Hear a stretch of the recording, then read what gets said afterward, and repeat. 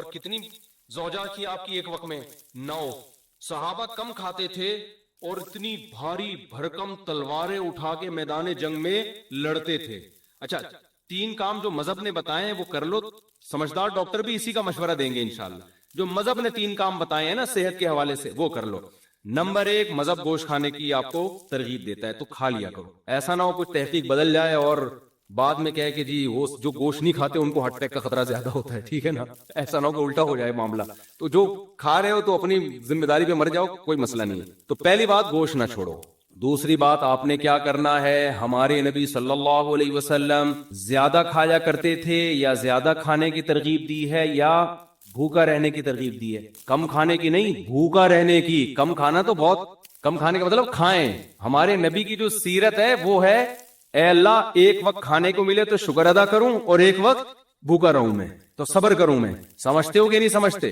اور آپ صلی اللہ علیہ وسلم نے فرمایا, میری امت میں جو حدیث کا مفہوم میں اپنے الفاظ میں بیان کر رہا ہوں, آپ نے فرمایا خیر القرون قرنی ثم الذین یلونہم ثم الذین یلونہم, سب سے بہتر میرا زمانہ ہے, پھر اس کے بعد والا, پھر اس کے بعد والا. پھر آپ نے فرمایا یفش الکذب, جھوٹ پھیل جائے گا, یعنی برائی آنا شروع. اور انہی برائیوں میں آپ نے بتایا کہ جھوٹی گواہیاں, اور انہی میں آپ نے بتایا کہ لوگ زیادہ کھانا شروع کر دیں گے. یہ نہیں فرمایا کہ حرام کھانا شروع کر دیں گے, نا نا نا نا, حلال کھائیں گے مگر زیادہ. تو زیادہ کھانے کو بھی کس میں شامل کیا جا رہا ہے؟ برائی میں شامل کیا جا رہا ہے. یعنی امت اتنی بری ہو جائے گی خوب کھانا شروع کر دے گی, کھانا بہت کھائی. تو کم کھانے کی ترغیب ہے, کم کھانے کی ترغیب ہے. اتنی ترغیبات ہے نا کم کھانے کی کہ ہمیں تو اپنے بارے میں ایسا لگتا ہے کہ یار پتہ نہیں ہمارا ہوگا کیا.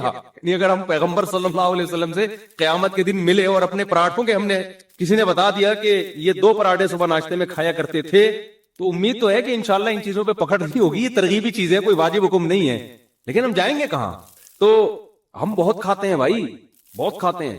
نبی صلی اللہ علیہ وسلم کی خدمت, یہ میں ٹاپک کمپلیٹ کرتا ہوں, جب چل پڑا ہے نا اتنا ہو گیا تو اس کو مکمل. آپ نے جو بھائی موضوع دیا وہ کہاں گئے بھائی نے پرچی دی تھی, وہ میں اس پہ ضرور بیان, آپ جمعے کے بیان میں آتے ہیں, میں انشاءاللہ اس پہ ضرور, میرے ذہن میں پہلے سے یہ ٹاپک تھا, میں اس پہ ضرور بات کروں گا انشاءاللہ. تو خوب سمجھ لو. دیکھو نبی صلی اللہ علیہ, ابھی صحت کی بات چلی ہے نا, تو اکارڈنگ ٹو اسلام کیا کہتا ہے اس بارے میں, وہ چند چیزیں نوٹ کر لو تو وہ آپ کو زندگی پہ فائدہ پہنچائیں گی.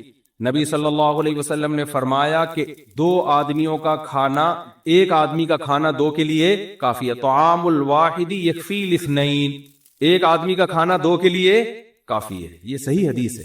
جتنے میں 2 آدمی, ایک آدمی سیر ہوتا ہے نا, اس میں اصل میں 2 کے لیے کافی کا کیا مطلب, سیر تو نہیں ہوتے, لیکن جتنی آپ کو انرجی چاہیے, جتنا آپ کو زندہ رہنے کے لیے, ایک مناسب لائف گزارنے کے لیے جتنی خوراک چاہیے, تو جتنا ایک آدمی کھا رہا ہے وہ کتنے کھانا شروع کر دیں, 2 کھانا شروع کر دیں تو وہ کافی ہو جائیں گے آپ. اور ہمارے ہاں جتنا ایک کھاتا ہے, جتنا ایک کو کی خوراک ہے تو وہ 2 کی کھاتا ہے. وہ اس حدیث پہ کیسے عمل کر رہا ہے؟ الٹا. جتنا ایک میں سیر ہو جاتا ہے نا, حدیث تو کہہ رہے ہیں تم ایک میں جتنا پیٹ بھر جاتا ہے تو آدھے میں اس کا آدھا کر دو. اور میں آپ کو بتاؤں جب آپ آدھا کرو گے نا, پھر جو آپ گوشت کی یخنی پیو گے, وہ جو ہمارے نبی نے یوم نہر میں, مزہ آئے گا آپ کو. صحیح ہے نا, مزہ آئے گا, مزہ آئے گا. تو آدھا کر لو اس کو. اور نبی صلی اللہ علیہ وسلم کی خدمت میں ایک کافر آیا, آپ صلی اللہ علیہ وسلم اکرام کرتے تھے چاہے مسلم ہو غیر مسلم. آپ صلی اللہ علیہ وسلم نے اس کو دودھ پلایا. ہمارے ہاں دودھ پیا جاتا ہے ناشتہ کرنے کے بعد, 2 پراٹھے کھانے کے بعد, پھر آپ 1 گلاس دودھ پیتے ہیں اور کہتے ہیں کہ کیلشیم ملے گا, فیٹ ملے گا. کچھ بھی نہیں ملے گا اس سے. ٹھیک ہے, کس کے کھانچے کہیں ہے ہی نہیں جہاں جا کے یہ فٹ. ہم جو نبی کی سیرت میں دودھ دیکھتے ہیں نا, اس میں 2 چیزیں نظر آتی ہیں ہمیں. ایک تو شدید بھوک میں, بھوک مٹانے کے لیے دودھ پیا گیا ہے, یعنی دودھ ایز اے کھانا استعمال کیا گیا ہے. ہمارے ہاں دودھ کو کھانا بولتے ہی نہیں ہے. دودھ جب شدید بھوک لگ رہی ہوگی نا, تو پہلے خوب بریانی اور نہاری طبیعت سے پھوڑنے پھاڑنے کے بعد پھر کہیں گے, کیونکہ حکیم صاحب نے کہا کہ رات کو دودھ پی کے سونا چاہیے, لہذا پھر دودھ پی کے سو کے ایک دن دھماکے کے ساتھ پھٹ پھٹا کے ہلاک ہو جائے گا. تو ہم نبی کی سیرت میں دیکھتے ہیں, غزوہ احد میں دیکھو نا, سب صحابہ کو شدید بھوک تھی, تو حضرت ابو ہریرہ رضی اللہ تعالیٰ عنہ کو نبی نے حکم دیا, یہ دودھ کا ایک پیالہ آیا ہے نا. شدید بھوک تھی صحابہ کو, 2 3 دن کے سے بھوک لگ رہی تھی, پیٹ پہ پتھر باندھے ہوئے تھے. تو آپ نے کیا فرمایا؟ حضرت ابو ہریرہ کہتے ہیں کہ ایک ہی پیالہ تھا, تو نبی صلی اللہ علیہ وسلم نے حکم دیا کہ دائیں طرف سے پلانا شروع کرو، تو کہتے ہیں میں نے سوچا کہ میں اتنا مجھے بھوک لگ رہی، میرے حصے میں تو کچھ بھی نہیں آئے گا، اللہ نے برکت اتنی رکھی تو سب نے سیر ہو کے پیا اس کو. حضرت ابو ہریرہ کے برکت دے دی اللہ نے، ایک معجزہ نبی کا ظاہر ہوا. حضرت ابو ہریرہ نے پیا، کہتے ہیں اور پیو اور پیو، سیر ہو گئے حضرت ابو ہریرہ رضی اللہ تعالیٰ عنہ. اس طرح کی اور بہت ساری ہمیں مثالیں ملتی ہیں کہ شدید بھوک میں بھوک کس سے مٹائی ہے؟ دودھ سے. پھر دودھ جزو بدن بنتا ہے اور ایسا ٹھا کر کے جا کے باڈی کو لگتا ہے نا. تو دو چیزیں نبی نے بھوک میں استعمال کیا، دوسری چیز تازہ دودھ استعمال کیا آپ صلی اللہ علیہ وسلم نے، بوائل دودھ نہیں استعمال کیا، یعنی جہاں تک ہمارے معلومات ہے تازہ دودھ. اب میرے یہ کلپ چلایا گیا، کسی نے کہا دیکھو لوگوں کو کچا دودھ پینے کا مشورہ دے رہا ہے جراثیم والا، تو دودھ کچا جب پیو جو فوراً نکالو اور فوراً پی جاؤ، اگر رکھ لیا تو پھر کچے کا نہیں. ہم بھی کہتے ہیں بھائی وہ تو ڈاکٹر لوگ بولتے ہیں اس میں، اور پھر خاص طور پہ جو گوالا تو کچا بھی پلا رہا ہے نا، تو اس میں گوالا بھی تو دے رہے ہیں نا دودھ، تو بھینس جتنا دے رہی ہے اس میں گوالا کا بھی اتنا اپنا خون پسینہ شامل ہے، گوبر کی چھینٹیں اور پتہ نہیں کیا کہ اس کو تو لازمی اپنی گائے ہو اپنی بکری ہو اور تمیز سے تھن دھو کے تمیز سے نکالا ہو تو وہ کچا ہی بہترین ہے. وہ آپ میرے مشورے پہ پی کے دیکھیں، آپ کو بوائل میں اور کچے میں زمین آسمان کا فرق لگے گا. آپ ایسے ٹماٹر ہونا شروع ہو جاؤ گے، پیٹ بہت اچھا ہو جاتا ہے، بہت سارے فائدے ہوتے ہیں. تو ہمارے نبی نے ہمیشہ دودھ حلب الشاتا، دودھ نکالا اور دودھ پیا، کچا پیا ہے. تو یہ دو چیزیں. خیر، تو میں عرض کر رہا تھا کہ کچھ لوگ آئے آپ صلی اللہ علیہ وسلم کی خدمت میں، تو ان میں غیر مسلم بھی تھا، تو آپ نے اس کا اکرام کس سے کیا؟ بھوک لگ رہی تھی سب کو تو آپ نے دودھ پلایا. انہوں نے 7 پیالے دودھ پی اس غیر مسلم نے. پہلے کے پیالے بھی بڑے بڑے ہوتے تھے، ایک پیالہ آپ نے فرمایا اور اس نے کہا اور، دوسرا آپ نے فرمایا اور اس نے کہا اور، 7 پیالے پی گیا. 8ویں پہ اس نے کہا بس میرا پیٹ بھر گیا، سیر ہو گیا، چلا گیا، مسلمان ہو گیا. وہ نبی کے اخلاق اور آپ کی سیرت کو دیکھ کر اگلے دن دوبارہ آیا، پھر آپ نے دودھ پیش کیا، اس نے 1 پیالہ پیا، آپ نے دوبارہ پیش کیا، اس نے کہا شبیتو، میں سیر ہو گیا. نہیں یہی بات سمجھ، حالانکہ اس کو نبی نے کم کھانے کی ترغیب، اس کو تو اسلام ابھی سیکھنے کا موقع ہی نہیں ملا نا. تو ایسے موقع پہ آپ نے فرمایا الکافر یأکل فی 7 امعاء، کافر 7 آنتیں بھرتا ہے، والمؤمن یأکل فی معا واحد، مومن 1 آنت بھرتا ہے. کیا مطلب؟ مومن کی خوراک کافر سے 7 گنا کم ہوتی ہے. ان صحابی کو نہ یہ پتا تھا کہ اس کو میڈیکلی مجھے کوئی فائدہ ہوگا اس کا، یہ بھی نہیں معلوم تھا. کوئی ڈاکٹر تھے اس زمانے میں سمجھانے والے؟ نہ انہوں نے نبی سے کم کھانے کی ترغیبیں سنی تھی. کیا مطلب؟ اب حدیث کا آج لوگ کہتے ہیں کہ آج تو کافر کم کھا رہا ہے، مسلمان طبیعت سے پھوڑ رہے ہیں، تو یہ تو معاذ اللہ حدیث غلط ہو گئی. پھر تو خوب سمجھو حدیث کا منشا کیا ہے، کہ مسلمان شہوت پرست نہیں ہوتا، کافر شہوت پرست ہوتا ہے، اس کی خواہشات رکتی نہیں ہے، تبھی کھایا جائے گا کھایا جائے گا. آج جو کافر کم کھا رہے ہیں نا، ان کو ڈاکٹر لے کر آئے ہیں اس پر، جبکہ مسلمان اگر کم کھاتا ہے ڈاکٹروں کے مشورے کی ضرورت نہیں ہے، اس کی ویسے ہی اللہ نے دنیا سے بے رغبتی رکھی ہے کہ بھائی کیا ہے سارا دن جگالی کرتے رہو بس. ٹھیک ہے نا، چند نوالے ہو گئے، نیند بھی کم آتی ہے اس سے، انسان کم کھاتا ہے تو چاقو چوبند رہتا ہے. تو جتنے بھی ہمارے اکابر بزرگ گزرے ہیں ہندوستان میں، آپ دیکھ لو ان کی خوراکیں بہت تھوڑی تھی. کیوں تھوڑی تھی بھائی؟ وہ ان کو دین کے کام کرنے ہیں، وہ کہتے ہیں زیادہ کھاؤ تو نیند آتی ہے، تو کھاؤ اتنا نا جتنا افورڈ کر سکو. تو خواہشات سے انسان نکل جاتا ہے. تو آج جو کافر تھوڑا کھا رہے ہیں نا، وہ ڈاکٹروں کی رپورٹیں ہیں، ڈاکٹروں کے مشورے ہیں. ورنہ اگر صحت کا معاملہ نہ ہو تو پھر کافر خواہشات نفسانیہ میں زیادہ ہوتا ہے، مسلمان کم ہوتا ہے. تبھی تو دیکھ لو نا زنا کتنا زیادہ ہے وہاں پہ. وہ تھوڑی عورت کے بغیر گزارا کر سکتے ہیں، یہاں 30-35 سال عمر ہو جاتی ہے، شادی نہیں ہوتی اور گزارا بہت سے لوگ چلا رہے ہوتے ہیں. تو مسلمان میں آج بھی خواہشات نفسانیہ پہ کنٹرول دوسروں کی نسبت زیادہ ہے. بات یہ ہے کہ ان کو موٹیویشن مل رہی ہے ڈاکٹروں سے، ہمیں نہ مذہب سے مل رہی ہے اور نہ ڈاکٹروں سے مل رہی ہے. ڈاکٹر صاحب کو آپ کسی دعوت میں لے جائیں، آپ سے زیادہ ڈبل، وہ ڈاکٹر جو میرا بیان نہیں سن رہے ان کی بات کر رہا ہوں، آپ سے زیادہ ڈبل آپ جائیں، وہ سگریٹ پی رہے ہوں گے، تو آدمی کہتا ہے یار جب اتنی نقصان دہ تو یہ کیوں پی رہا ہے بھائی؟ ٹھیک ہے نا. تو اب خوب سمجھو نبی صلی اللہ علیہ وسلم نے کیا فرمایا؟ مسلمان 1 آنت بھرتا ہے اور کافر 7 آنتیں بھرتے ہیں، یعنی اس میں خواہشات نفسانیہ کم ہوتی ہیں. تو آپ نے ان صحابی کو اپریشیٹ کیا کہ نہیں کیا؟ اگر یہ عمل غلط ہوتا تو آپ ان سے کہتے کہ تم جب کافر تھے تو تم نے 7 پیالے پیے تھے، تم نے اسلام قبول کر کے صرف 1 پیالہ پیا، یہ بالکل ٹھیک نہیں ہے، اس سے تمہارے جسم میں کمزوری ہو جائے گی. نہ نہ نہ، حالانکہ نبی صلی اللہ علیہ وسلم امت مسلمہ کو کمزور دیکھنا نہیں چاہتے. اگر یہ چیز کمزوری کا سبب ہوتی تو ہمارے نبی کیا فرماتے کہ کمزور مومن اللہ کو طاقتور سے زیادہ محبوب ہے، لہذا کم کھاؤ تاکہ کمزور ہو جاؤ. ہم تو یہ دیکھتے ہیں ٹیسٹ ٹیوب بیبی میں بھی اور وہی ہو رہا ہے، اس کو وہی پروسیس وہاں ڈال دو تو وہاں بچہ بن کے باہر آ جاتا ہے. لیکن قرآن نے ان کا جواب کیا دیا کہ ما لہم بذالک من علم، ان کے پاس اس دعوے کی کوئی دلیل نہیں ہے، ان کے پاس اس دعوے کی کوئی دلیل نہیں ہے. یہ جو کہتے ہیں نا یہ سب نیچرل ہے, موت اور زندگی یہ زمانے کے تصرفات ہیں, آپ کہیں گے کہ بھائی وہ تو دلیل دے رہے ہیں کہ ٹرک کے نیچے آؤ گے تو مرو گے, تیر لگے گا تو مرو گے, جبکہ قرآن کہہ رہا ہے ان کے پاس اس دعوے کی کوئی دلیل نہیں ہے. اس لیے دلیل نہیں ہے کہ یہ نیچر بنائی خدا نے ہے, اور تیر آ کے لگ رہا ہے, اس میں اس کا اذن, اس کا حکم شامل ہوتا ہے. وہ اگر چاہے تو تیر لگے اور آپ نہ مریں, وہ اگر چاہے تو ٹرک آپ کے اوپر چڑھ جائے اور آپ نہ مریں. تو اس نے اس دنیا کو اسباب سے جوڑ دیا ہے, تو یہ اس کا کام ہے. یہ نیچر تو ہے لیکن یہ نیچر کا کوئی کریٹر ہے, نیچر نے خود سے اپنے آپ کو ڈیزائن نہیں کیا ہے. اللہ نے انسانوں کو پیدا کیا نا, تو اگر موت کے اسباب نہ رکھتا تو گروتھ ریشو بڑھ کے زمین پہ پاؤں رکھنے کی جگہ نہ ہوتی. تو یہ اس کی مینجمنٹ ہے کہ کچھ کو تیر لگے گا مریں گے, کچھ ٹرک کے نیچے آ کے مریں گے. تو ہم سبب کو دیکھ کر یہ سمجھتے ہیں کہ یہ سبب خود بخود وجود میں آیا ہے. یعنی ایک مثال سے پھر بات آگے چلاتا ہوں.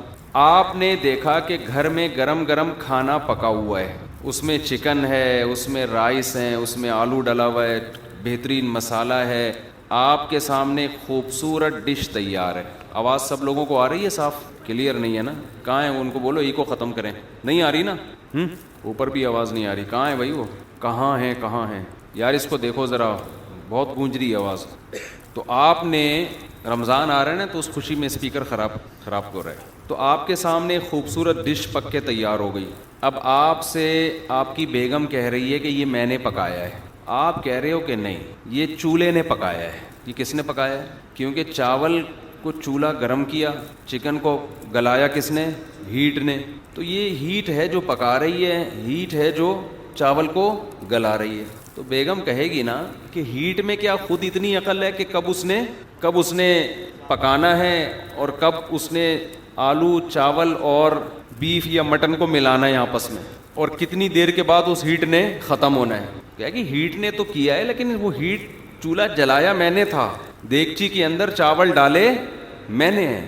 جہاں مینیجر نہیں ہوگا کوئی, وہاں مینجمنٹ نہیں ہوگی. تو یہ اللہ کا بنایا ہوا نظام ہے کہ جب اس نے پیدا کیا تو اس نے موت کو بھی ساتھ میں پیدا کیا ہے. اب موت کے اس نے اسباب رکھے ہیں, کہیں کوئی ٹرک کے نیچے آ کے مرے گا, کہیں کوئی تیر سے مرے گا, کوئی بم دھماکوں سے مرے گا, کوئی کرونا وائرس سے مرے گا, کوئی وباؤں سے مرے گا. تو یہ سارا نظام بنایا ہوا کس کا ہے؟ اللہ کا. اس لیے نسبت کس کی طرف ہوگی؟ کبھی بھی ہم یہ نہیں کہتے کہ چولہے نے آج بڑے بہترین چاول پکائے ہیں. کبھی کہتے ہو؟ تو آپ کبھی یہ نہیں کہو گے کہ چاول کس نے پکائے ہیں؟ چولہے نے. تو یہ جو زمانے کے تصرفات ہیں نا, یہ تصرفات میں بھی ایک مینجمنٹ ہے, اندھیر نگری نہیں ہے. میں نے پرسوں ایک ویڈیو دیکھی فیس بک پہ. دیکھو انسان جس چیز کو جس نظر سے دیکھتا ہے نا, اس کو اس میں وہی چیز نظر آئے گی. قرآن بار بار ایک بات کہتا ہے, انہا لا تعمل ابصار. قرآن کہتا ہے آنکھیں اندھی نہیں ہوتیں, ولیکن تعمل قلوب التی فی الصدور. وہ دل اندھے ہو جاتے ہیں جو سینوں میں چھپے ہوئے ہیں. اس کا مشاہدہ مجھے فیس بک اور یوٹیوب پہ ہو رہا ہے. جب بھی اللہ کی قدرت کی دلیل پر مشتمل کوئی ویڈیو ہوتی ہے, نیچے لوگوں نے کمنٹس میں اللہ کو جتنا اگنور کیا ہوتا ہے نا, اتنا کسی کو اگنور نہیں کیا ہوتا. اس پہ میں حیران ہوتا ہوں کہ یار ہمارے تو روئیں سے سبحان اللہ نکل رہا ہے, کیسا زبردست ہے, اور لوگ اس کا تذکرہ ہی نہیں کر رہے اس خدا کا. 2-4 دن پہلے میں نے ایک ویڈیو دیکھی, جنگل میں ایک مرغی اپنے چوزوں کے ساتھ. مجھے تو مرغی میں اتنی دلچسپی ہے نا, یہ جو انڈوں کا پروسیس, مرغی جو اپنے انڈوں کو گھماتی ہے. آپ انکیوبیٹر میں انڈے رکھیں, اس کی کتاب جو آپ کو ملے گی نا, اس میں لکھا ہوگا کہ 24 گھنٹے میں ان انڈوں کو 2 دفعہ آپ نے گھمانا ہے تاکہ ہیٹ چاروں طرف سے انڈوں پہ لگے. 38 ڈگری سینٹی گریڈ یہ ٹیمپریچر ہونا چاہیے انڈے سے چوزا نکلنے کے لیے. کتنا ہونا چاہیے؟ 38 ڈگری. کم یا زیادہ ہوگا تو انڈے سے چوزا, زیادہ ہو گیا تو انڈا پک جائے گا, سڑ جائے گا. کم ہو گیا تو اتنی ہیٹ ہی نہیں ملے گی کہ اس میں چوزا بنے. سمجھ میں آ رہی ہے بات؟ اب انڈے کے بزنس والے کو ان باتوں میں کوئی دلچسپی نہیں. وہ کہے انڈا انکیوبیٹر میں رکھو, کھاؤ, پیسے کماؤ, موج مستی کرو, مر جاؤ. ابے یہ جو انڈا خدا نے پیدا کیا ہے نا، اور یہ جو نشانیاں ایک ایک اللہ بتا رہا ہے، اس میں بھی غور کرو، اس میں بھی غور کرو، اس میں بھی غور کرو، پوری کائنات کے ایک ایک ذرے میں غور کا حکم دے رہا ہے، ایک ایک ذرے میں یہ غور کا حکم دے رہا ہے کہ ٹھیک ہے انڈا کھاؤ، انڈوں سے چوزے بھی نکالو، پولٹری فارم بھی بناؤ، بزنس بھی کرو، لیکن یہ چیزیں اصل میں تو میں نے اپنے انٹروڈکشن کے لیے پیدا کی ہیں، کیونکہ دنیا میں دو کانسیپٹ ہیں، ایک مر کے ختم، کوئی خدا نہیں، زمانے کے تصرفات ہیں، ٹرک اوپر سے آئے گا تو انسان کا اسٹیکر بنے گا، مرے گا، بم دھماکہ ہوگا تو پھٹے گا، تو دھماکہ نہ ہونے دو تاکہ نہ پھٹیں، بس یہاں تک زندگی ہے، اس سے آگے کوئی حیات نہیں۔ دوسرا کانسیپٹ یہ ہے کہ ایک ایک چیز کس کے حکم سے ہو رہی ہے؟ اللہ کی، ایک ایک چیز نوٹ ہو رہی ہے، لا تعرضون لا تخفى منکم خافیہ، قرآن کہہ رہا ہے تم خدا کے سامنے پیش کیے جاؤ گے، تمہاری زندگی کا کوئی پہلو ایسا نہیں ہے جو تمہارے سامنے لا کے رکھ نہ دیے، تمہاری زندگی کی کتاب تمہارے سامنے لا کے رکھی جائے گی، اس کو پڑھنا۔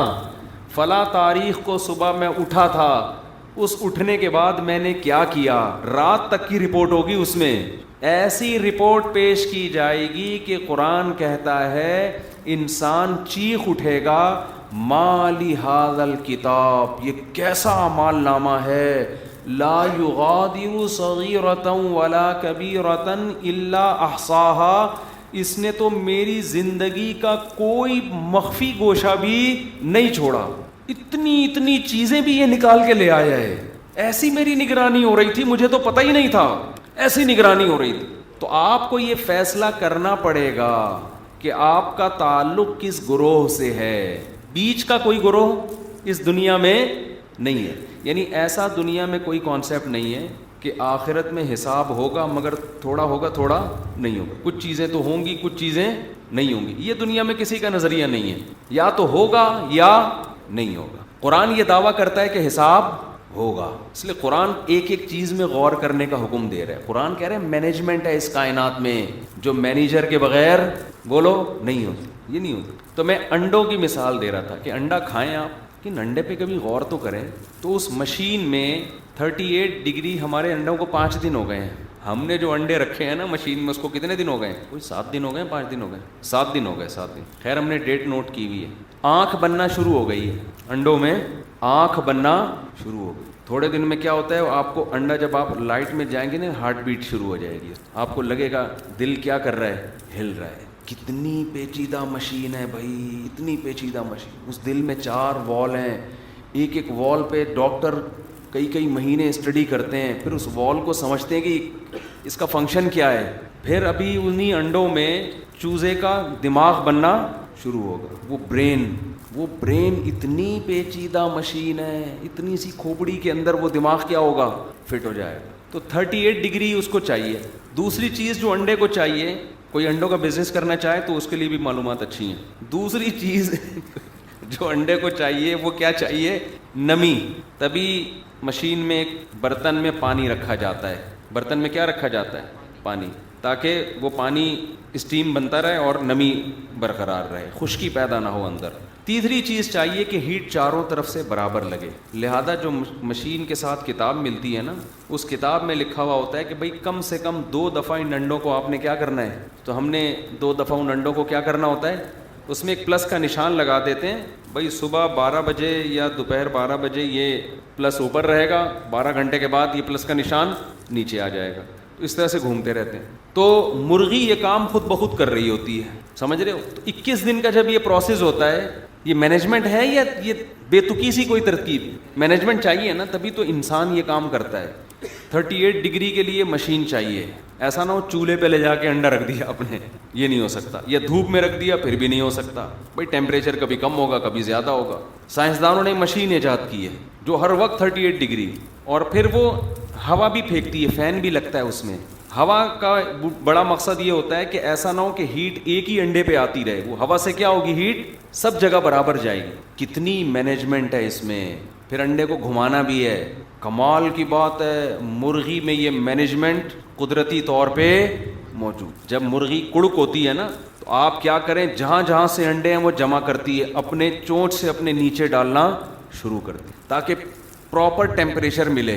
اس کو کس نے بتایا کہ تو ان انڈوں پہ بیٹھے گی تو اس میں سے چوزا نکلے گا, اور انڈوں کی حفاظت کرتی ہے. وہ سب سے پہلے انڈا دینے میں حفاظت کرے گی کہ ایسی جگہ پہ دوں جہاں ضائع ہونے کا خطرہ نہ ہو. آپ مرغیاں پالیں, ایک جگہ بنا دیں, ایک باکس, اور اس پہ گھاس ڈال دیں. مرغی کو بتانے کی ضرورت نہیں ہے, مرغی انڈا دینے کے لیے کہاں جائے گی, وہیں جائے. جو ادھر ادھر انڈے دے دیتی ہے نا, اس کو کوئی سوٹیبل جگہ نہیں مل رہی ہوتی, اور انڈا بہت زور سے آیا ہوا ہوتا ہے اس کو. بعض دفعہ مرغی کو انڈا بہت اسپیڈ سے آیا ہوا ہے, کوئی جگہ مل نہیں رہی, تو پھر وہ جہاں چاہے دے دیتی ہے, مجبوری ہے. لیکن وہ بھی کچھ دنوں کے بعد پھر بند کر دیتی ہے. اس کو یہ اندازہ ہوتا ہے بھائی میرے انڈے ضائع ہو رہے ہیں. اس کو سوٹیبل ماحول چاہیے. آپ ایک جگہ دے دیں, گھاس ڈال دیں. اس کو کس نے سکھایا کہ بھئی اس انڈے سے تیرا بچہ نکل سکتا ہے, لہذا انڈا محفوظ جگہ پہ دینا ہے, غیر محفوظ جگہ پہ نہیں دینا. حالانکہ اس مرغی نے تو ابھی تک انڈوں سے چوزے نکلنے کا پروسیس دیکھا ہی نہیں ہے. سمجھ میں آ رہی ہے بات؟ یعنی یا تو دوسری مرغیوں سے سیکھا ہوتا نا اس نے, وہ دوسری مرغیوں سے بھی نہیں سیکھ رہی. آپ کوئی مادہ مرغی لے کے الگ تھلگ بچپن سے پالیں اس کو, اس نے کبھی انڈے کی شکل بھی نہ دیکھی ہو, وہ بھی اپنے انڈے کی حفاظت کرے گی. اس کو کس نے بتایا کہ اس انڈے کے اندر سے تیرا بچہ نکلے گا اور تو نے اس انڈے کی حفاظت کرنی.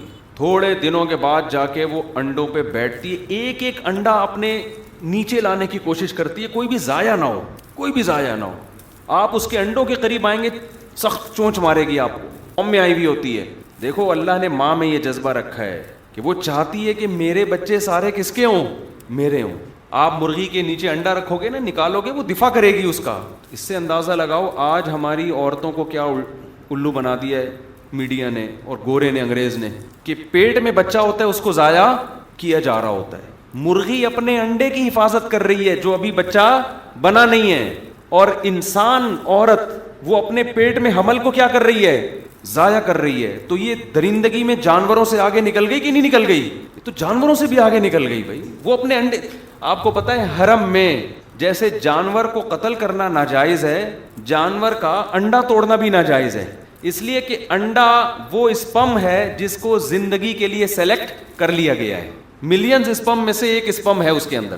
اسی سے علماء نے استدلال کیا ہے کہ جہاں جانور کا احترام ہے جیسے حرم میں, تو اس سے پتہ چلتا ہے کہ اگر پریگننسی عورت کو ایک دن کی بھی ہو جائے, اس پریگننسی کو ضائع کرنے کی شریعت میں اجازت نہیں ہے, اگرچہ اس میں ابھی جان نہیں پڑی ہے, زندگی نہیں ہے. آج حمل ضائع کرانا ایسے ہلکی بات بن چکی ہے, آخرت کا خوف ہی نہیں ہے.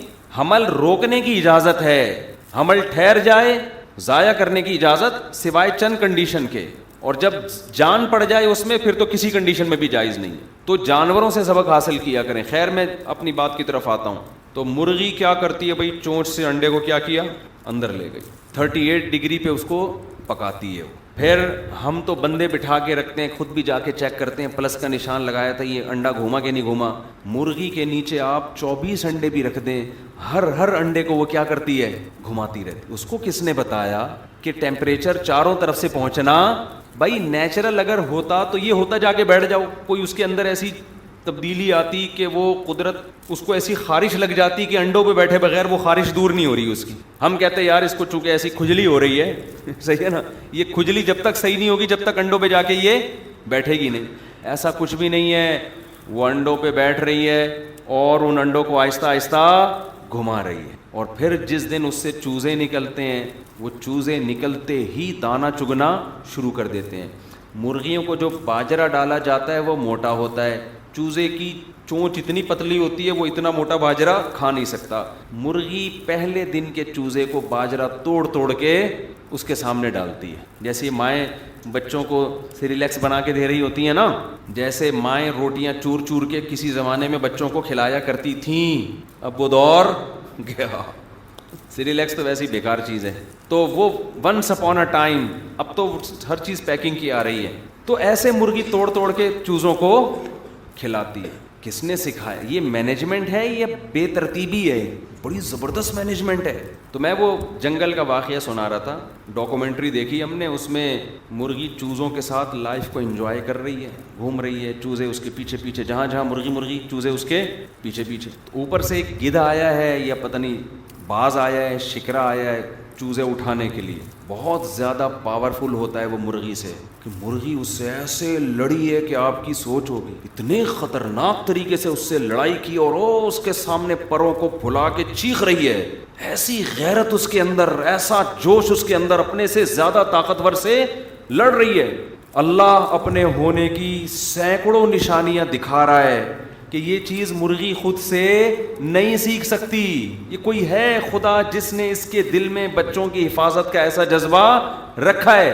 لیکن جب آپ کمنٹس پڑھنا شروع کریں تو سب کہہ رہے ہیں مدر کی محبت کو سلام, ماں کی محبت کو یقیناً سلام, ماں کی محبت کو.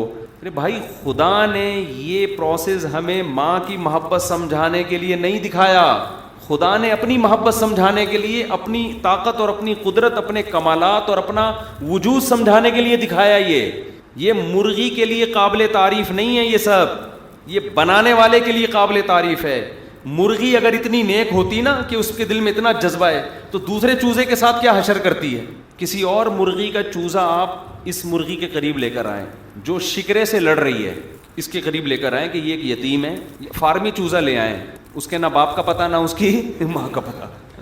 یہ جو دیسی مرغی ہے نا, اس کے ایک نسل ہوتی ہے, اس کے باپ کا بھی پتہ ہوتا ہے اور اس کی ماں کا بھی پتہ. فارمی مرغی کے نہ باپ کا پتہ ہے اور نہ ماں کا پتہ ہے. تو یہ لے کر آئیں آپ چوزا, کیسے غیرت میں آئے گی. بھائی ٹھیک ہے, تو اپنے بچوں سے محبت کر, اس کی تو حفاظت نہ کر, اس کو تو ایکسیپٹ نہ کر, اس کو بول چلو بھائی وہاں جاؤ, ٹھیک ہے, میں نہیں تمہیں پالوں گی, میں نہیں تمہیں رکھوں گی, میں دانہ توڑ کے نہیں کھلاؤں گی تمہیں. سمجھ میں آتا ہے یار, نیچرل ہے اپنے بچوں سے محبت. لیکن دوسرے کے بچے سے صرف یہ کہ محبت نہیں ہے, شدید نفرت. دوسرا چوزا اس کے قریب آئے گا نا, جان سے مار دے گی اس کو. اس کا مطلب یہ اس کی اپنی کوالٹی نہیں ہے مرغی کی, اپنا رحم نہیں ہے, کوئی نیچرل نہیں ہے, یہ خدا کا بنایا ہوا نظام ہے. یار وہ بھی تو چوزا ہے نا ایک, چلو نفرت محبت نہیں کرو, نفرت تو نہ کرو نا.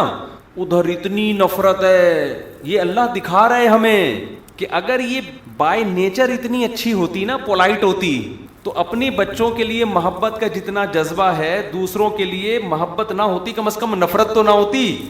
اللہ نے بتا دیا کہ اس کی دماغ میں جو میں نے محبت کے سافٹ ویئر انسٹال کیے ہیں, یہ صرف اس کے اپنے بچوں کے لیے ہیں, دوسروں کے بچوں کے لیے نفرت کے سافٹ ویئر ہیں, یہ میں نے انسٹال کیے ہیں, تاکہ تمہیں یقین آ جائے کہ مرغی کے یہ اپنے کمالات نہیں ہیں, اس نے اپنے آپ کو خود ڈیزائن نہیں کیا ہے, اس کے دماغ میں سافٹ ویئر میں نے ڈالے, جس طرح کے ڈال دیے یہ اسی نیچر پہ چل رہی ہے, یہ اپنی نیچر چینج نہیں کر سکتی.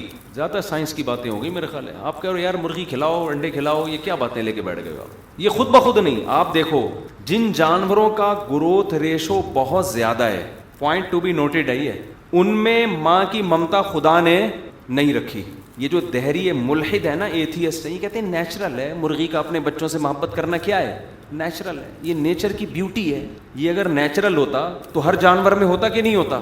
ہم دیکھ رہے ہیں یہ نیچرل نہیں ہے. جن جانوروں کا گروتھ ریشو بہت زیادہ ہے, وہاں خدا نے ماں سے ممتا کا جذبہ ختم کر لیا. مچھلیوں کے ہزاروں انڈے ہوتے ہیں, ہزاروں بچے نکلتے ہیں, بچے نکلتے ہی مچھلی ان بچوں کو کھانا شروع کر دیتی, کیونکہ سمندر میں جتنی مچھلیوں کی تعداد چاہیے نا, اس کے لیے ماں کی ممتا کی بالکل بھی ضرورت نہیں ہے. وجہ اس کی ہے کہ مچھلی کے دل میں اگر اپنے ہزاروں بچوں کی حفاظت کا جذبہ پیدا ہو گیا تو سمندر میں اتنی مچھلیاں پیدا ہوں گی, خوراک ختم, پاؤں رکھنے کی جگہ کہتے ہیں نہیں ہوگی سمندر میں, خوراک کے ذخائر سمندر میں ختم, بھوک سے مرنا شروع ہو جائیں گی مچھلیاں. ہزاروں بچے پیدا ہو رہے ہیں, اللہ نے ان کی ماں کے دماغ میں یہ بات ڈال دی, ان کو بالکل بھی محبت دینے کی ضرورت نہیں, بلکہ نہ صرف یہ کہ محبت نہیں دینی, نیوٹرل بھی نہیں رہنا. تو نا نیوٹرل, کہ نہ پالو نہ اگنور کرو نہ نفرت کرو, بس پیدا ہو گئے, دوسری مخلوق ہے, یہ بھی ایک مخلوق. اللہ نے ان کے دل میں نفرت ڈال دی, بولا تیرے بچے جتنا کھا سکتی ہے کھا لے, اس سے کیا فائدہ ہے, ایک گروتھ ریشو کنٹرول میں ہے. اب اس میں اللہ کی کیا حکمت تھی کہ اللہ جب کھلوانا ہی تھا تو اتنے بچے دیے کیوں؟ یہ خدا کا کام ہے, ہر چیز کی حکمت ہمیں معلوم نہیں ہے.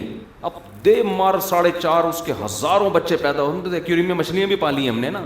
آپ جب صبح اٹھو تو جن کے پیر میں وہ پورا ایکویریم بھرا ہوا ہوتا ہے اس سے, اتنی سی مچھر کی طرح مچھلیاں دوڑ رہی ہوتی ہیں. تو فوراً ایکویریم والے کیا کرتے ہیں, نر مادہ کو الگ کر دیتے ہیں.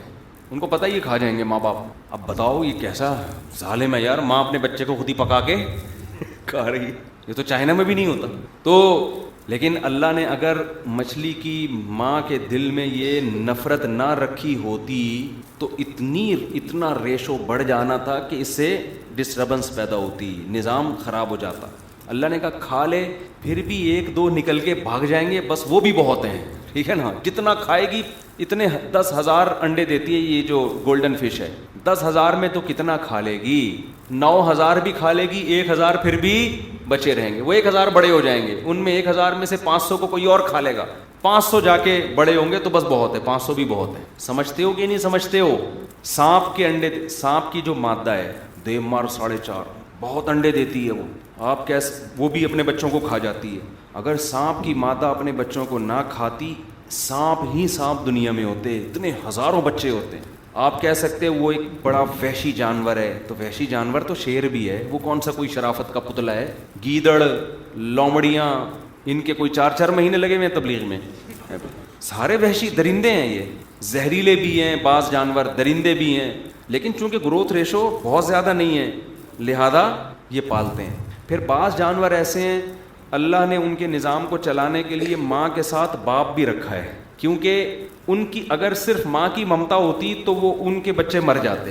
جیسے کبوتر میں دیکھ لو آپ, کبوتر میں بچے کا باپ بھی مل کے پالتا ہے اور ماں بھی مل کے پالتی. پورے 12 گھنٹے کی ڈیوٹی ہوتی ہے, کیونکہ اگر کبوتری کی ذمہ داری ہوتی 24 گھنٹے تو نے انڈوں پہ بیٹھنا ہے, تو کھاتی پیتی کہاں سے وہ, اس کو مرغی تو ایک دفعہ کھا کے گزارا کر لے گی, کبوتری میں ایسا نہیں ہے. اللہ نے ذمہ داری لگا دی, بھائی اس کا جو ہسبینڈ ہے 12 گھنٹے تو انڈوں پہ بیٹھے گا. اب اس کو انسلٹ محسوس ہوتی ہے کہ یار میں آدمی ہوں کہ مجھے انڈوں پہ بٹھایا جا رہا ہے, لیکن وہ اپنی بے عزتی برداشت کر لیتا ہے کہ بھائی نسل بڑھانی ہے, نسل ختم نہ ہو جائے. تو 12 گھنٹے وہ بیٹھے گا, 12 گھنٹے اس کی مادہ بیٹھے گی. کبوتر کی بات چل نکلی ہے تو جنرل نالج کے لیے ایک بات بتاتا چلوں.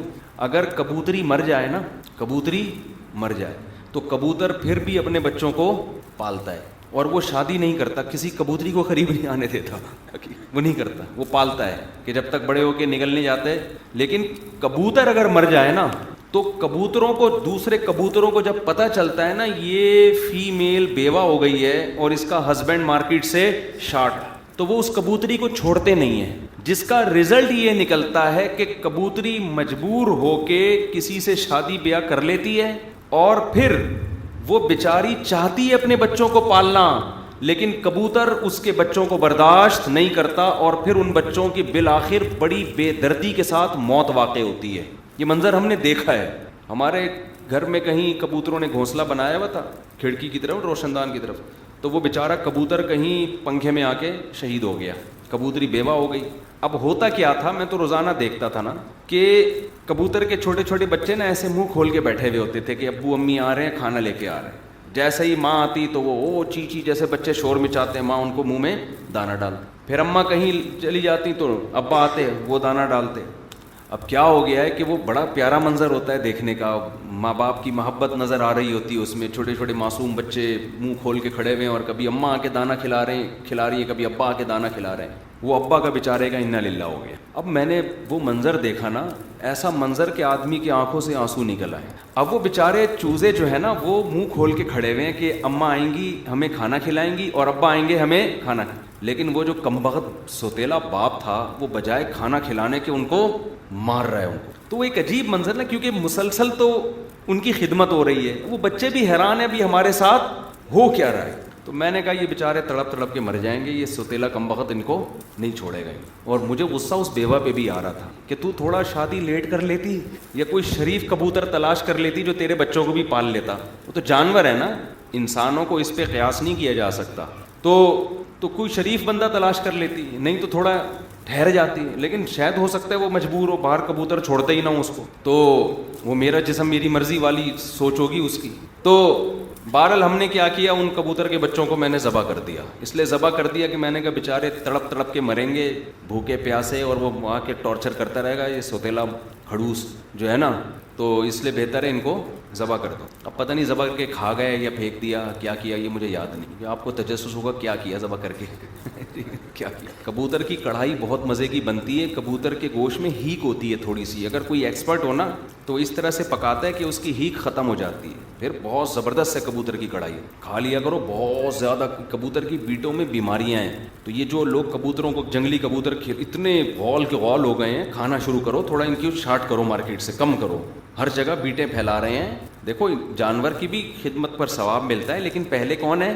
انسان ہے. تو اتنا کبوتروں کو لوگ صدقے کے دانے کھلا رہے ہیں, کبوتروں کے غول وہ بیٹیں پھیلا رہے ہیں. اس سے سانس کا پرابلم ہو سکتا ہے, بیماریاں ہو سکتی ہیں. تو میں نہیں کہہ رہا کبوتر ہی ختم کر دیں, لیکن اتنے ہوں نا کہ آپ ان کی ایک حد تک وہ تو اچھے لگتے ہیں.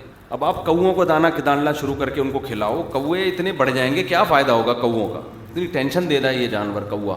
ایک مولوی صاحب تو کہہ رہے تھے دار اسلام سے خارج ہے کوا جو ہے نا, اس کی حرکتیں دیکھ کے ان کو اتنی ٹینشن دی تھی اس کوے نے. تو جو اصل بات میں عرض کر رہا تھا اس کی طرف دوبارہ آ کے بس بیان کو لے کے چلتا ہوں کہ یہ تمام چیزیں, وہ مرغی جو ہے اپنے چوزوں کے لیے, معصوم چوزوں کے لیے اپنے سے طاقتور سے لڑ رہی ہے. بھائی یہ نیچرل نہیں ہے, نیچر کی بیوٹی نہیں ہے, یہ بنانے والے کا کمال ہے. جس کو جو چاہا اس نے سکھا دی. احسن کل شیء خلقہ ثم ہدا. موسیٰ علیہ السلام نے کہا تھا کہ میرا رب وہ ہے جس نے ہر چیز کو بہترین انداز سے بنایا اور اس کو اس کی نیچر پہ دھکا دے دی, دھکا دے کے چلا دیا. چل بھائی, کہتے ہیں نا کوئی جا نہ رہا ہوگا, دھکا دے کے چل بھائی بس میں چڑھ, صحیح ہے نا. جانور چاہے نہ چاہے اس کو اللہ نے دھکا دے کے چلا دی. اب جیسے مرغی کے 24 بچے نکل آئے, وہ یہ نہیں کہتی اتنے سارے بچے کون پالے گا بھائی, 2-4 پڑوسیوں کی مرغی کو دے دو. اس کو قدرت نے دھکا دے دیا ہے, جتنے بھی ہوں سارے تیرے ہیں, ایک ایک بچے کے لیے وہ لڑے گی اور مایوس بھی نہیں ہوتی. بلی نے ایک ایک بچے کو کھانا شروع کر دیا, اس کے روزانہ ایک بچہ کھا رہی ہے. اب یہ نہیں کہ غم لے کے بیٹھ جائے کہ یہ باقی بھی کیا کروں, ان کو بھی مار دو. جیسے انسانوں میں ہوتا ہے نا, ایک بچہ مر گیا, مائیں رو رہی ہوتی ہیں, تو یہ کمبخت دوسرے کو بھی نہیں دیکھا جا رہا مجھ سے, تو کیوں زندہ ہے, اس طرح کی باتیں کر رہی ہوتی ہیں. تو نہیں, وہ ٹینشن نہیں لے گی. اس کے جو ذمے جو فطرت نے کام لگائے, آخری بچہ جب تک موجود ہے, 24 بچے نکلے نا اس کے, 23 مر جائیں, بلی کھا جائے, وہ پھر ایک کو اسی اہتمام سے پالتی ہے جیسے 24 کو پال رہی تھی.